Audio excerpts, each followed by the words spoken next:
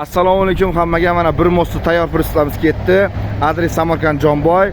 Sirdaryo viloyatidamizlar. Sirdaryo viloyatidagi Sardobadli akalarga qilib berdik. Mana mashina 20 nimalarni qilib berdik, zamoklarni yaxshi zanjirlardan qo'yib berdik. Mana lazerli apparatlarda o'tirgan, rushotga olinib qo'yiladigan. Tog'a ma'qul bo'ldimi?